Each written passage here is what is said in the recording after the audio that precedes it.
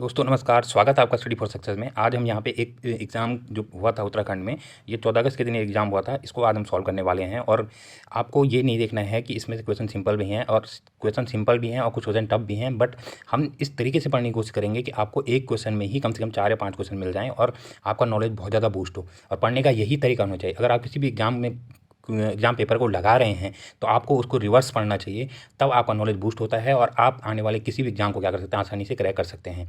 तरीका यही होता है और इसी तरीके को अगर आप अपनाएंगे तो कभी भी आप कहेंगे किसी भी एग्ज़ाम में फेल नहीं होंगे। चलो हम इन क्वेश्चनों को देखते हैं कि किस तरीके से हम इस पेपर को सॉल्व करते हैं। तो आप देख सकते हैं 2022 में परसों ही 14 अगस्त को ये पेपर हुआ है।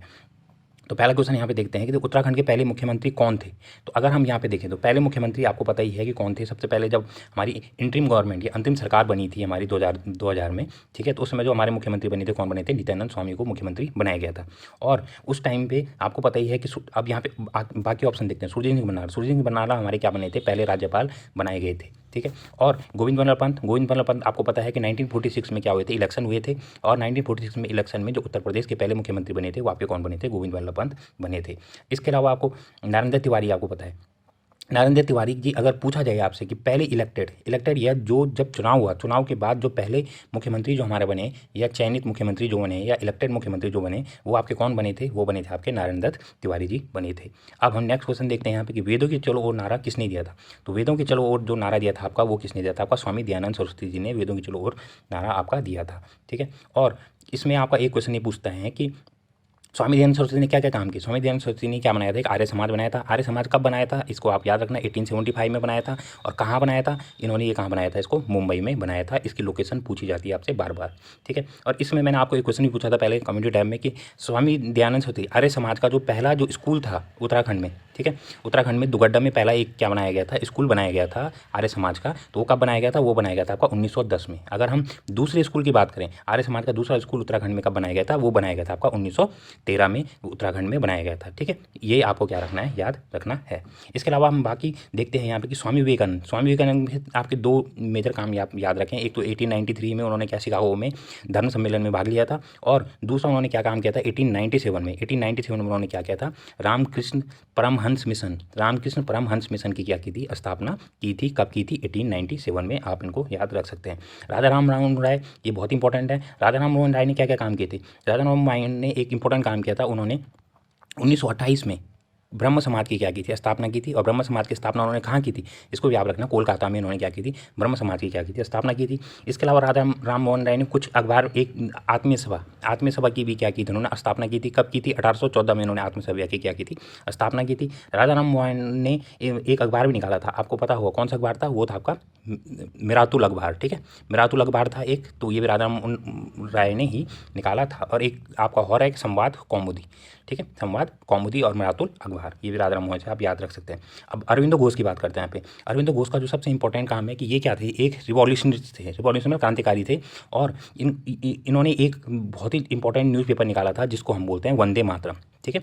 वंदे मातरम जो एक न्यूज़पेपर था, और इस वंदे मातरम में कभी कभी ये पूछा जाता है इसके दूसरे कौन संपादक बने थे? एक अरविंदो घोष थे, और इनके जो दूसरे भाई थे वारेंद्र घोष, इन्होंने भी इस वंदे मातरम पत्रिका का क्या किया था? संपादन किया था। तो अरविंदो घोष ने, और अरविंदो घोष से इंपॉर्टेंट एक चीज़ आती है कि अरविंदो घोष ने क्या काम किया था कि 1908 में आपको पता है कि एक बहुत ही इंपॉर्टेंट केस होता है, उसको हम बोलते हैं ठीक है, अलीपुर कॉन्स्पिरेसी केस, या अलीपुर संयंत्र, अलीपुर कांड बोलते हैं जिसे हम। तो अलीपुर, उसमें इनको क्या हुई थी? इनके ऊपर मुकदमा चला था और बाद में ये क्या हुए थे? बरी हो गए थे। तो अलीपुर संयंत्र केंद्र में दो इंपॉर्टेंट नाम आप याद रखें। एक तो आप याद रखें कौन कौन से? प्रफुल्ल चाकी, ठीक है। प्रफुल्ल चाकी ये क्या करते थे? बम बनाने के एक्सपर्ट थे। और एक थे खुदीराम बोस। तो इन्होंने क्या किया था कि जो किंग्स जेम्स फोर्ट था एक, ठीक है, किंग्स जेम्स फोर्ट था, और ये आपका कोलकाता का मजिस्ट्रेट था, ठीक है, उसको क्या करते? बम से उड़ाना चाह रहे थे। और खुदीराम प्रफुल्ल चाकी ने बम बनाने के लिए ट्रेनिंग लेने के लिए वो रशिया भी गए थे, वहाँ से बम बनाने की ट्रेनिंग सीखी उन्होंने। खुदीराम बोस को बम दिया। जैसे वो उन्होंने बम फेंका तो वो किंग्स फोर्ट पर न लगकर वो बम आपका किस पे लग गया था? एक सार्जेंट पे लग गया था। और जो सार्जेंट क्या कर रहा था उस समय? कलकत्ता के लोगों की भलाई के लिए काम करता था। तो इसको देखते हुए खुदीराम बोस को तो जेल हो गई थी, और पर्पल चाकी जी ने अपने आप को क्या कर दी थी, गोली मार दी थी कि जब उन्होंने देखा कि मेरे से एक नियत आदमी की क्या हो गई, हत्या हो गई, और जो भी इंडिया के लिए क्या था, अच्छा आदमी था।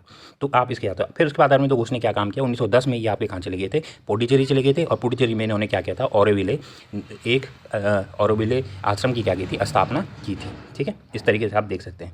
अब नेक्स्ट क्वेश्चन यहाँ पे देखते हैं कि सर्व शिक्षा अभियान योजना किस वर्ष प्रारंभ की।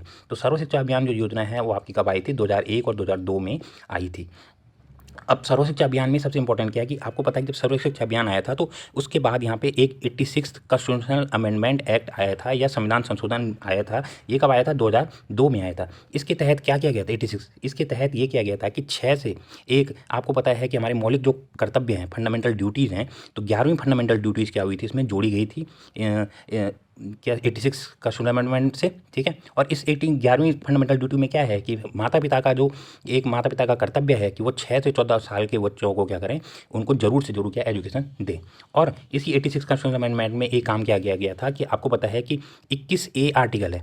ठीक है, 21A आर्टिकल संविधान में जोड़ा गया था। इसमें भी यही लिखा हुआ है कि 6 से 14 साल के बच्चों को जो एजुकेशन है वो सरकार क्या करेगी, फ्री में क्या करेगी, प्रोवाइड करेगी, या शिक्षा अधिकार किया गया था, 21A आर्टिकल जोड़ा गया था। और आपको पता है कि डीपीएसपी में अगर हम पूछते हैं कि कौन सा डीपीएसपी को चेंज करके 21A आर्टिकल बनाया गया था, ये क्वेश्चन भी आपसे पूछा जा सकता है।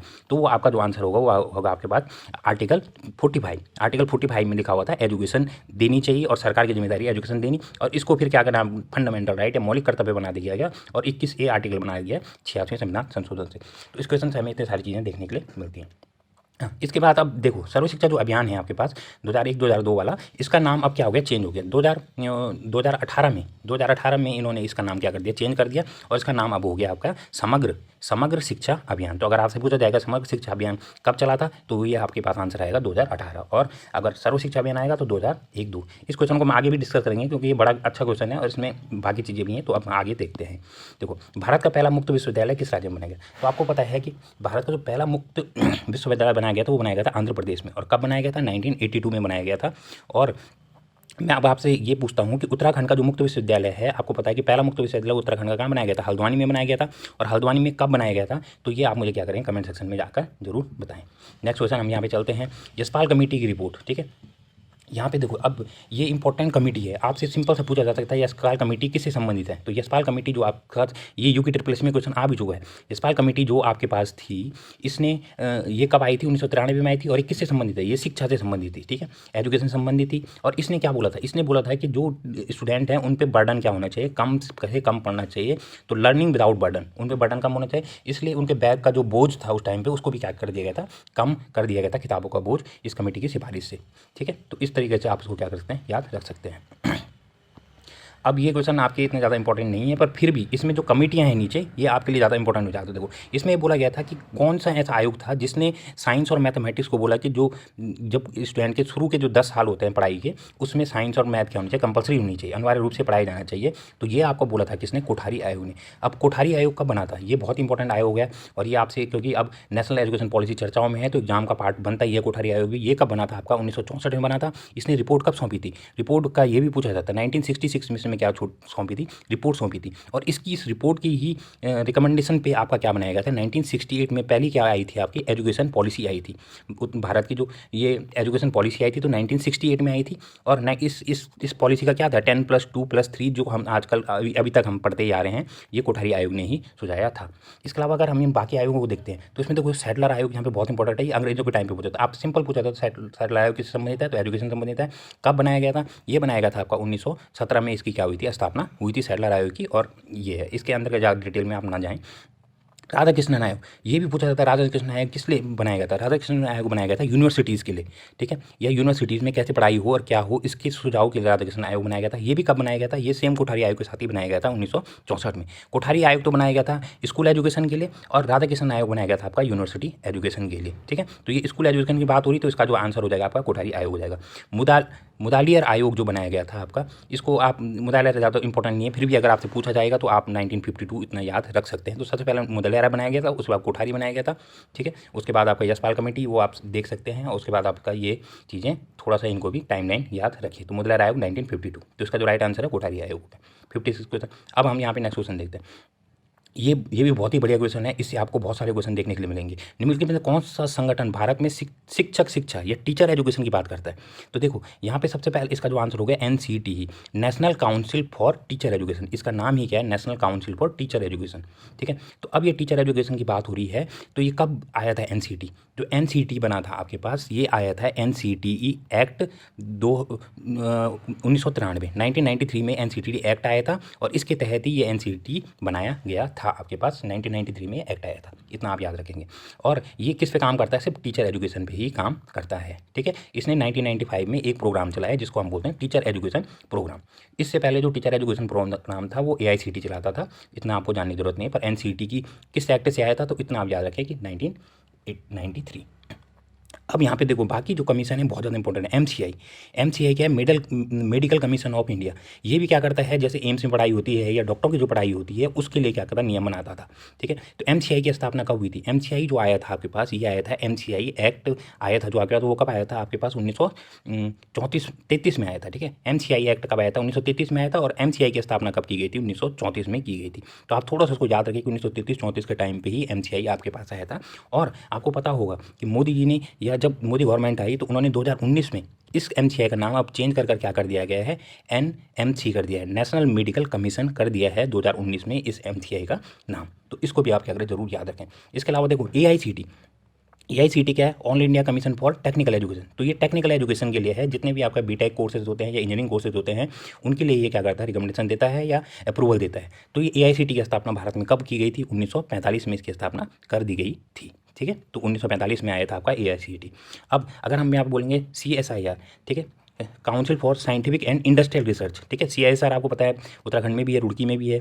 ठीक है, तो CISR की स्थापना CISR कब हुई थी? CISR की स्थापना हुई थी आपके सितंबर 1942 में। ठीक है, 1942 में CISR की स्थापना हुई थी। और एक चीज़ इसमें सबसे इंपॉर्टेंट है कि जो CISR है, इसके जो चेयरमैन होते हैं, इसके जो सबसे प्रेसिडेंट होते हैं, ठीक है, इसके जो प्रेसिडेंट होते हैं या अध्यक्ष होते हैं, वो कौन होते हैं? वो हमेशा क्या होते हैं? आपके प्रधानमंत्री होते हैं। और ये क्वेश्चन बार बार रिपीट होता है और ये UPSC की UPSC के क्वेश्चन में बार बार आ चुका है। CISR का जो अध्यक्ष होता है वो कौन होता है? वो होते हैं आपके पास PM होते हैं। CISR की स्थापना कब हुई थी? 1942 में हुई थी।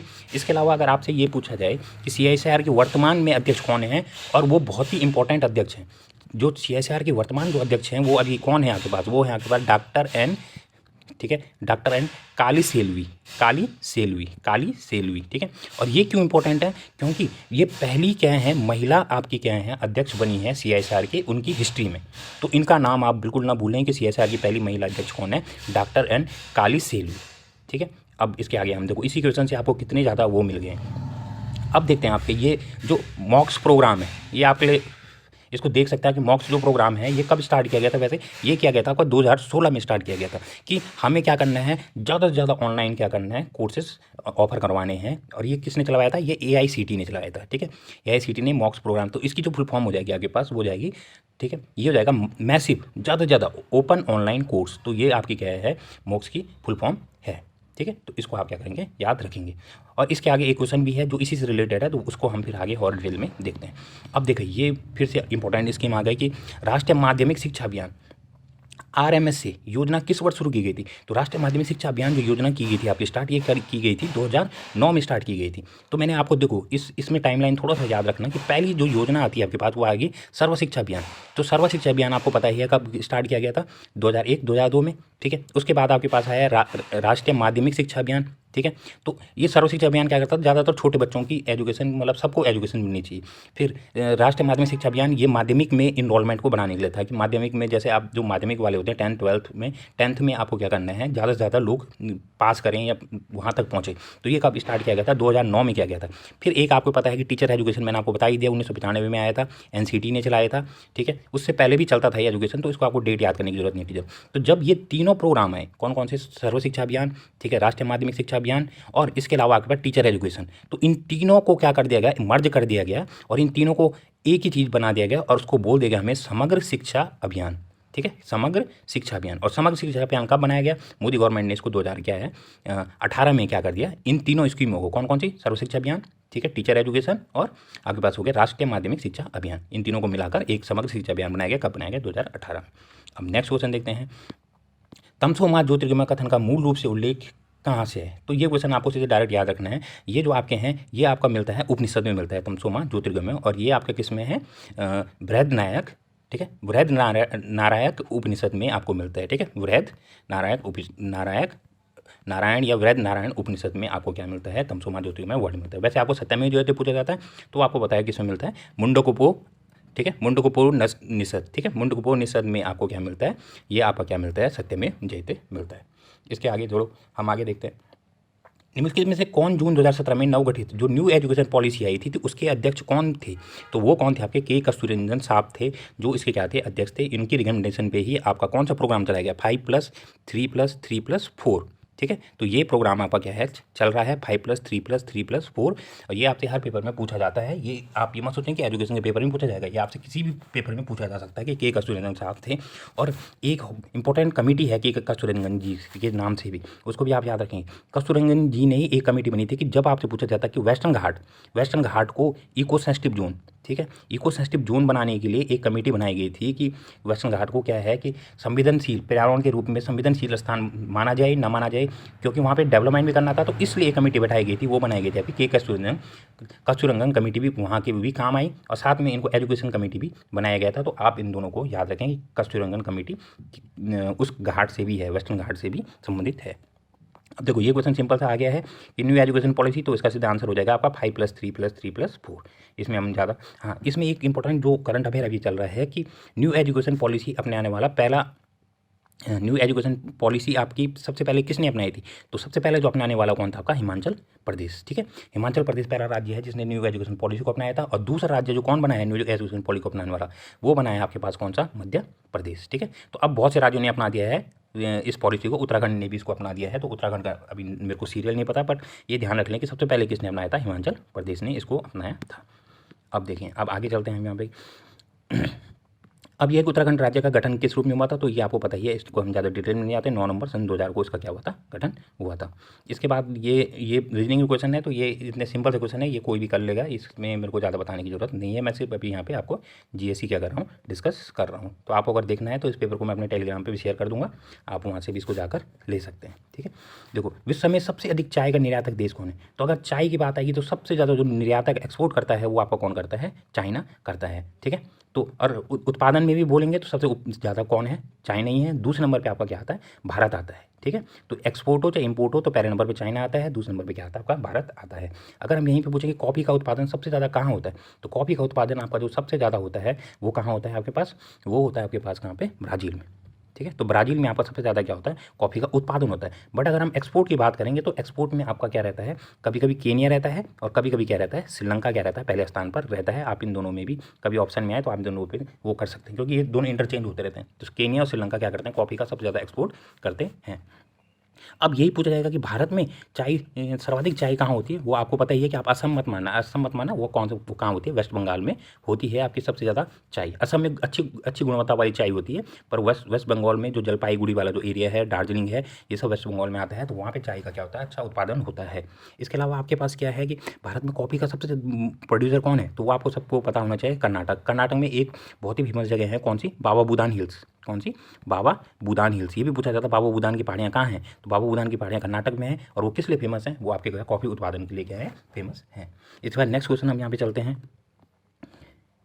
पानीपत का तीर्थ युद्ध किसके मध्य हुआ था, तो आपको इसको सिंपल से याद रखना है कि पानीपत का तीर्थ युद्ध 1761 में हुआ था, और ये किसके मध्य हुआ था, ये हुआ था आपके अहमद शाह अब्दाली और मराठाओं के बीच में ये युद्ध हुआ था, ठीक है। तो इसको आप याद रखते हैं, सिंपल सा याद रख सकते हैं।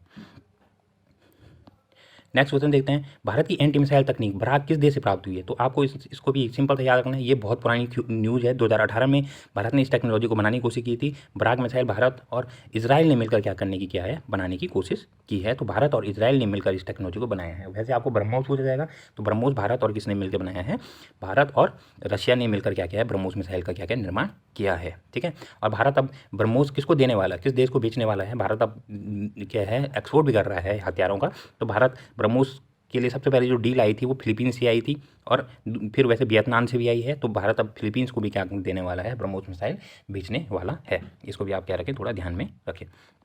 ये देखो, अब ये भी अच्छा क्वेश्चन है, तमिल रामायण किसकी कृति है, तो जो तमिल रामायण है वो आपकी किसकी कृति है, वो आपकी कम्बन की है। इस तमिल रामायण का जो दूसरा नाम है उसको बोला जाता है रामावतारम, ठीक है, रामावतारण, और ये तमिल में फेमस है और ये किसकी कीर्ति है, कम्मन की कीर्ति है। अब यहाँ पे देखो, अब हम बाकी नाम देखते हैं। यहाँ पे अंदाल, अंदाल यहाँ पे बहुत फेमस नाम है। आपने सुना होगा कि जब भक्ति मूवमेंट स्टार्ट हुआ था तो 2 टाइप के संत मिले थे आपको, एक होते अलवर होते थे और एक होते थे नयानार। ठीक है, अलवर जो संत होते थे वो क्या होते थे, आपके शैव होते थे। ठीक है, वो शैविज्म पे विश्वास करते थे, और नयानार होते थे आपके किस में होते थे, वैष्णव पे होते थे। ठीक है, और जो इस अलवर संत थे, ये इनकी संख्या सिर्फ थी 12 थी। ठीक है, ये 12 अलवर संत हुआ करते थे, और 12 में से आपका एक अंदाल भी थी। मतलब तो अंदाल जो सेंट थे वो आपकी क्या थी, फीमेल थी। एकमात्र फीमेल सेंट आपकी इन 12 में से कौन थी, वो आपके कौन थे, अंदाल। ठीक है, इसलिए आप क्या करें, अंदाल का नाम भी याद रखें कि एकमात्र क्या थी, फीमेल सेंट जो थी अलवर में से, वो कौन थी आपके पास, वो थी आपके पास कौन, अंदाल। अब यहाँ पे देखो जयगोंडार, ये भी बहुत फेमस नाम है। जयगोंडार क्यों फेमस है, क्योंकि आपको पता है कि जो चोल वंश था, चोल आपको पता है कि सबसे फेमस राज्य था। चोल में एक राजा हुआ करता था कुलोतुंग। ठीक है, कुलोतुंग फर्स्ट, कुलोतुंग फर्स्ट का क्या था, ये आपका पॉइंट था जयगोंडार। और इसी ने एक बुक लिखी है कुलोंगतुपर्णी, या कलिंगतुपर्णी बोल सकते हैं इसको हम, कलिंगतुपर्णी या कुलोतुंग पर्णी भी बोल सकते हैं। तो ये बुक किसने लिखी थी, ये बुक आपकी किसने लिखी थी, जयगोंडार ने लिखी थी। ये बुक कुलोतुंग फर्स्ट के ही गुणगान पे ही बुक है। इसके बाद आप देख सकते हैं रामानुजन, रामानुजन एक भक्ति सेंट हुआ करते थे, और ये कब कब आए थे, ये इनकी जो डेट ऑफ बर्थ है ये भी पूछी जाती है। 1017 ईस्वी में इनको क्या माना जाता है, इनका जन्म माना जाता है, ये इस टाइम पे थे। और इन्होंने क्या, ये क्यों न्यूज़ में है अभी, क्योंकि अभी आपको पता है कि मोदी जी ने क्या बनाया था, स्टैचू ऑफ इक्वालिटी बनाया है, स्टैचू ऑफ इक्वालिटी की स्थापना की। कहाँ पे की, वो तेलंगाना हैदराबाद में उसकी स्थापना की। और ये स्टैचू ऑफ इक्वालिटी है, ये कितनी फीट लंबी है, 216 फीट ये क्या है, ऊंची प्रतिमा है। तो इसको भी आप क्या करें, याद रख सकते हैं। बस, तो हम इस तरीके से डिटेल में हम क्या करें, आंसरों को देख रहे हैं। देखो जीएसटी लागू करने की तिथि क्या है, तो जीएसटी कब लागू हुआ था, 1 जुलाई 2017 को लागू हुआ था। और 1 जुलाई को आपको पता ही है कि आपको जीएसटी डे क्या हो जाता है, मनाया जाता है हर साल। ठीक है, तो 1 जुलाई को क्या मनाया जाता है, आपका जीएसटी डे मनाया जाता है। इसको भी आप क्या रखें, याद रखें। अब देखो ये क्वेश्चन है, डायरेक्ट क्वेश्चन है। इनमें आपको एक प्रकाश वर्ष कितनी दूरी होती है, 9.461 × 10⁻15 मीटर इसकी होती है। अगर किलोमीटर में कर लेंगे तो 10 की पावर कितना हो जाएगा, 12 किलोमीटर हो जाएगा। इससे ज़्यादा आपको याद रखने की जरूरत नहीं है। लाल बहादुर शास्त्री राष्ट्रीय प्रशासनिक अकादमी कहाँ पर है, तो ये आपको पता ही है कि जो लवासना है वो आपका कहाँ है, मसूरी में है। यहाँ पे एडमिनिस्ट्रेशन या जो आईएएस होते हैं उनकी ट्रेनिंग होती है। इसकी स्थापना कब हुई थी, तो इसकी स्थापना कब हुई थी, मेरे हिसाब में थोड़ा सा मिस कर रहा हूँ, बट 1 सितंबर 1959 को इसकी क्या हुई थी, स्थापना हुई थी। आपको डेट सही को याद रखना है, क्योंकि जो यूपी SSSC के एग्जाम होते हैं उनमें इसमें डेट भी पूछी जाती है कि 1 सितंबर 1959 को क्या हुई थी, लवासना मसूरी की स्थापना हुई थी। अब देखिए इसके बाद हम यहाँ पे देख सकते हैं महावीर जैन धर्म में 24वें अंतिम तीर्थंकर थे, इनका जन्म कहाँ हुआ था, तो महावीर स्वामी का जो जन्म हुआ था वो आपका कहाँ हुआ था, वैशाली में इनका क्या हुआ था, जन्म हुआ था। और इनकी जो मृत्यु हुई थी, मृत्यु इनकी कहाँ हुई थी, पावापुरी में हुई थी। ठीक है, पावापुरी में इनकी क्या हुई थी, मृत्यु हुई थी। और इसी से आप याद रख सकते हैं कि जो पहली जैन संगति का जो आयोजन किया गया था वो कहाँ किया गया था, आपके पास वैशाली में पहली जैन संगति का क्या किया गया था, आयोजन किया गया था। ठीक है, तो इसको आप क्या रखें, याद रख सकते हैं। तो अब यहाँ पे ये क्वेश्चन है कि प्रथम ज्ञानपीठ पुरस्कार प्राप्तकर्ता कौन है, तो जो प्रथम ज्ञानपीठ पुरस्कार जो आपको मिला था वो आपको कब किसको मिला था, वो मिला था आपको जी शंकर कुरूप जी को मिला था। ठीक है, जी शंकर कुरूप जी को आपको क्या मिला था, प्रथम ज्ञानपीठ पुरस्कार मिला था। इसके बाद अगर हम आगे देखें, अब यहाँ पे एक दो महादेवी वर्मा देख लें, तो महादेवी वर्मा को आपको पता है कि 1982 में भी क्या मिला था, उनको ज्ञानपीठ पुरस्कार मिला था। और किसके लिए मिला था, इनकी जो एक वो थी संकलन था यामा के लिए इनको 1982 में क्या मिला था, आपके पास प्रथम ज्ञानपीठ पुरस्कार मिला था। किसको मिला था, महादेवी वर्मा को। और इसका जो राइट आंसर है वो जी शंकर कुरूप जी हैं।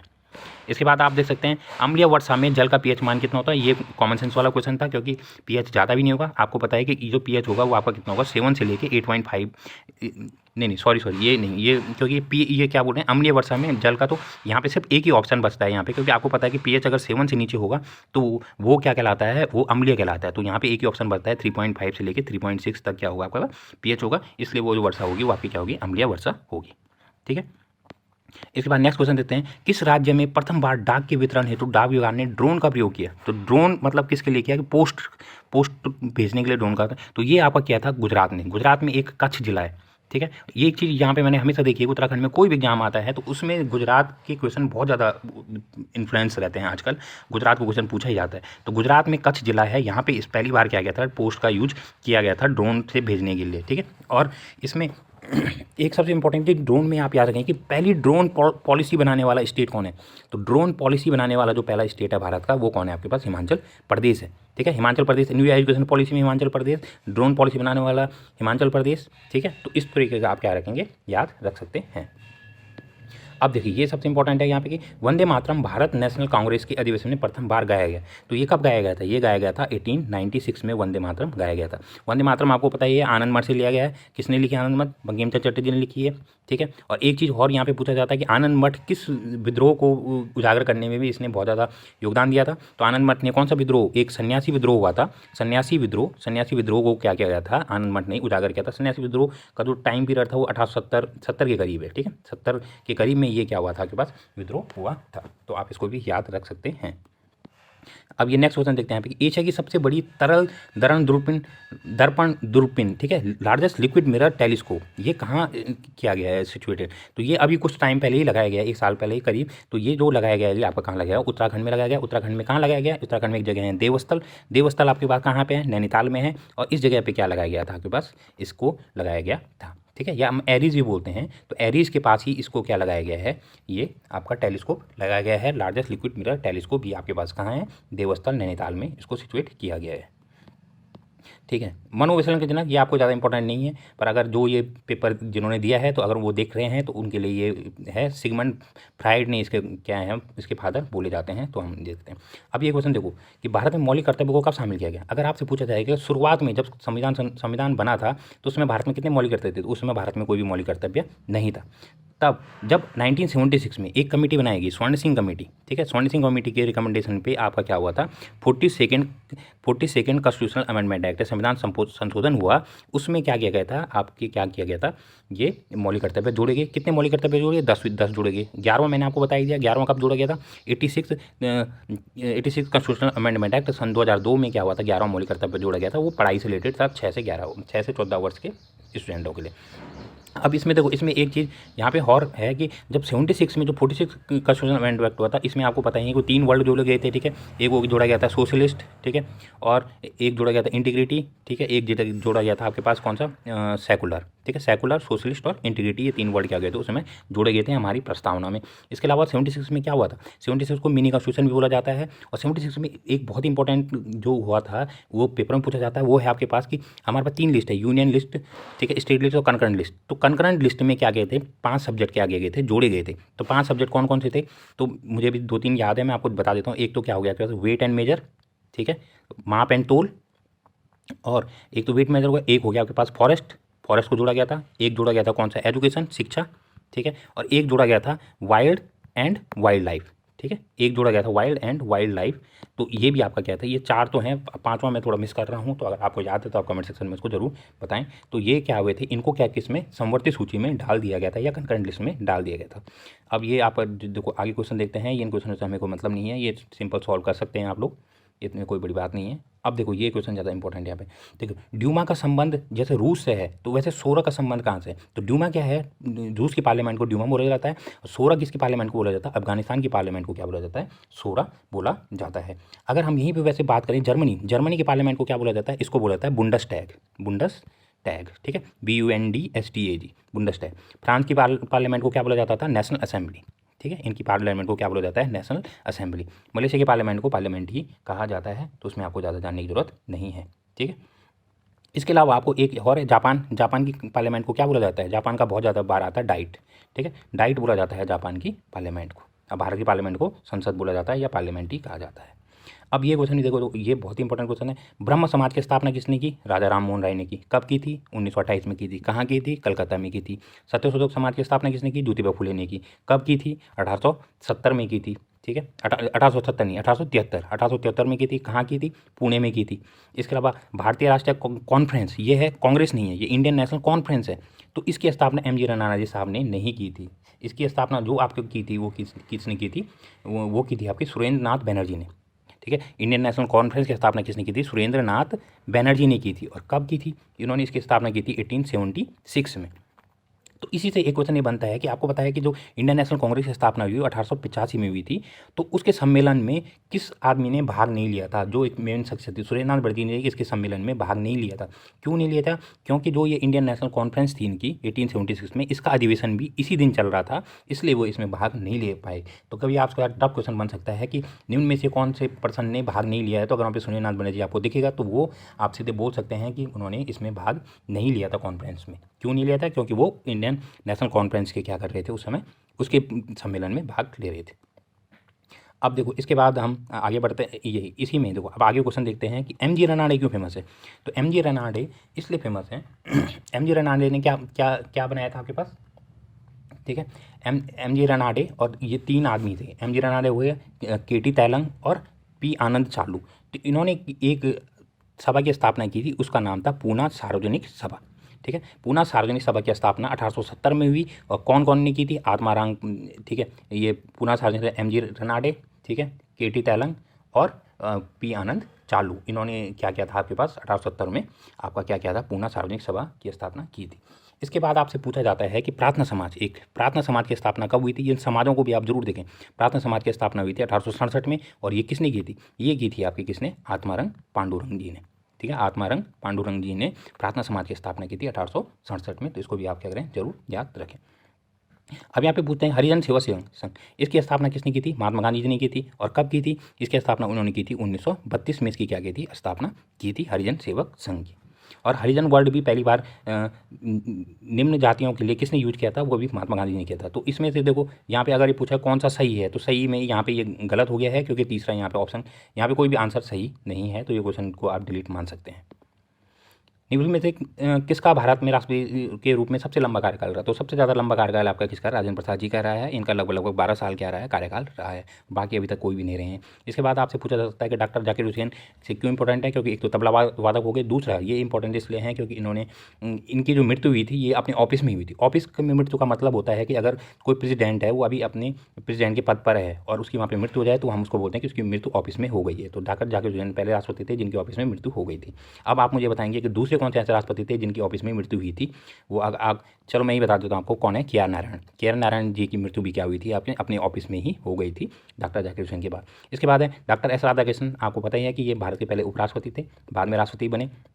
और उपराष्ट्रपति में सबसे लंबा कार्यकाल किसका है? डॉक्टर एस राधाकृष्णन का है। ये भी 2 टेन्योर तक क्या रहे थे? राष्ट्रपति उपराष्ट्रपति रहे थे। डॉक्टर एस राधाकृष्णन के जन्मदिन आपको पता है कि 5 सितंबर को क्या मनाया जाता है? यहाँ पे मनाया जाता है हमारा नेशनल टीचर्स डे मनाया जाता है डॉक्टर एस राधाकृष्णन के जन्म पर, ठीक है। बस इसमें हम आगे बढ़ते हैं। अब ये क्वेश्चन है तो इसमें आपको, ये आपके लिए नहीं है, पर ये जो जिनका बीएड है वो देख सकते हैं। 2 वर्ष के बीएड के लिए एनसीटी ने मानदंड, तो दो वर्ष का जो बीएड प्रोग्राम था एनसीटी ने कब चलाया था? तो वो ये प्रोग्राम की इन्होंने जो घोषणा की थी वो 2014 में की थी। और स्टार्ट कब से हुआ? 2015 में। तो यहाँ पे जो राइट आंसर होगा वो 2014 ही होगा। बस आप देख लें इस क्वेश्चन को। नेक्स्ट क्वेश्चन देखिए, ये देखो, ये स्वयं मैंने अभी आपको MOOC वाला एक प्रोग्राम बताया था, मैसिव ऑनलाइन ऑफर कोर्सेज बताया था। तो इसमें यहाँ पे स्वयं जो आपका स्वयं आया था और मूस आया था, इस मूस के तहत ही स्वयं आया था। और ये कौन लाया था? AICTE लाया था कि हमें ज़्यादा से ज़्यादा ऑनलाइन कोर्सेज देने हैं। तो इसका जो आंसर था, study webs of active learning for young aspiring mind, ठीक है। कि हमें क्या करना है? स्टडी वेब या इंटरनेट का ज़्यादा से ज़्यादा यूज़ करना है और एक्टिव लर्निंग करनी है यंग एस्पायरिंग माइंड्स के लिए। तो बस इसको आप ध्यान रख लें। ऑप्शन सी इसका क्या है? राइट आंसर है। अब यहाँ पे क्वेश्चन ये इंपॉर्टेंट है, भारत के वर्तमान शिक्षा मंत्री कौन है? तो कौन है हमारे शिक्षा मंत्री? धर्मेंद्र प्रधान जी हैं। अगर आपसे स्मृति ईरानी पूछा जाएगा तो ये कौन सी मिनिस्टर है? आपके टेक्सटाइल मिनिस्टर हैं, ठीक है। प्रकाश जावड़ेकर जी नहीं है अभी, रमेश पोखरियाल निशंक जी भी नहीं है। प्रकाश जावड़ेकर जी पहले इन्वायरमेंट मिनिस्टर हुआ करते थे। अब इस समय जो हमारे इन्वायरमेंट मिनिस्टर हैं वो कौन है आपके पास? भूपेंद्र यादव है, ठीक है। भूपेंद्र यादव हमारे कौन से हैं? इन्वायरमेंट मिनिस्टर हैं। ये आप याद रख सकते हैं। भारत में शिक्षा दिवस किसके जन्मदिन पर मनाया जाता है? तो देखो हम यहाँ पे ये बात हो रही है यहाँ पे एजुकेशन डे, टीचर्स डे अलग है। टीचर्स डे आएगा तो राधाकृष्णन हो जाएगा, एजुकेशन डे आएगा तो कौन आता है? मौलाना अब्दुल कलाम आज़ाद। और कब मनाया जाता है? ये मनाया जाता है आपका 11 नवंबर को, ठीक है। क्यों मनाया जाता है? क्योंकि ये भारत के पहले क्या थे? शिक्षा मंत्री थे, ठीक है। मौलाना अब्दुल कलाम जी क्या थे? भारत के पहले क्या थे? शिक्षा मंत्री थे। इसीलिए उनके जन्मदिन को क्या मनाया जाता है? शिक्षा दिवस मनाया जाता है। अभी यहाँ पे सबसे इंपॉर्टेंट है कि यूएन ने एक एजुकेशन डे घोषित किया है, ठीक है। तो यूएन ने जो एजुकेशन डे घोषित किया है वो कब किया है आपके पास? 24 जनवरी को। पिछले साल ही 2020 या 2021 में इसको डे को घोषित किया गया है। तो 24 जनवरी को अब से क्या मनाया जाएगा? एजुकेशन डे मनाया जाएगा। ठीक है, इंटरनेशनल एजुकेशन डे। अगर हम यहाँ पे पूछेंगे टीचर डे, तो मैंने आपको बताया था 5 सितंबर। अगर यहाँ पे मैं पूछूंगा कि इंटरनेशनल टीचर्स डे या वर्ल्ड टीचर्स डे कब मनाया जाता है, तो वो कब मनाया जाता है कि बस 5 अक्टूबर को मनाया जाता है। तो इस तरीके से ये सारे क्वेश्चन हो चुके हैं और होप कि आपको अच्छा लगा होगा। इस वीडियो को देखने के लिए आपका बहुत बहुत धन्यवाद और इसी तरीके से आप पढ़ाई करते रहें और मोटिवेट रहें। धन्यवाद।